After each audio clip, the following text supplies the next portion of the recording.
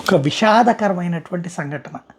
నిన్న కాక మొన్న జరిగినటువంటి హైందవ శంకరామంలో లక్షలాది మంది, కనీసం ఒక 5 లక్షల మంది పార్టిసిపేట్ చేశారు.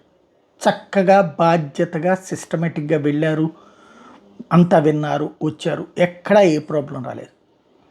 సుదీర్ఘకాలపు నిర్వహణ అనుభవం ఉన్నది తిరుమల తిరుపతి దేవస్థానం.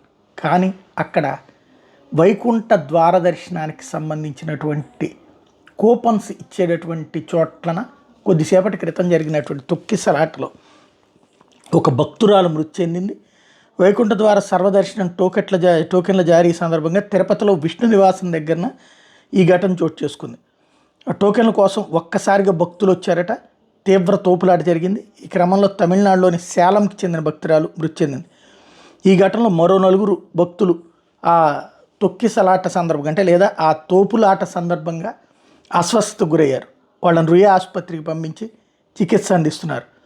వాస్తవంగా పలు చోట్ల ఈ తోపులాట సంఘటనలు చోటు చేసుకుని తొక్కిసలాటలో భక్తులు గాయాలని బైరాగిపట్టెడ రామానాయుడు స్కూల్లో ఏర్పాటు చేసిన కౌంటర్ దగ్గర తోపులాటలో ఊపిరాడక పడిపోయిన మహిళలు, వృద్ధులు పలువురు గాయాలు తగిలిని అంబులెన్స్లో స్విమ్స్ ఆసుపత్రికి తరలించారు. ఎస్పీ సుబ్బారాయుడు స్వయంగా అక్కడికి చేరి పరిస్థితిని అదుపు చేసే ప్రయత్నం చేస్తున్నారు. విష్ణు నివాసం దగ్గరేమో తొక్కిసలాట్లో ఒకరి మృతి అన్నటువంటిది సంచలనం సృష్టించింది. ఇది వరుసగా జరిగే ఇంకోటి టోటల్గా చూస్తే అలిపిరి, శ్రీనివాసం, సత్యనారాయణపురం, పద్మావతిపురంలో భక్తులు భారీగా క్యూ లైన్లో ఉన్నారు.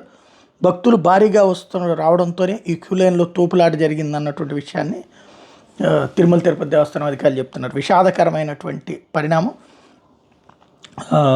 ఏదైతే లడ్డూకి సంబంధించినటువంటి ఉదంతం నుంచి పబ్లిక్ ఆలోచన డైవర్ట్ అవుతుంది అనుకుంటున్నటువంటి సందర్భంలో జరిగినటువంటి సంఘటన.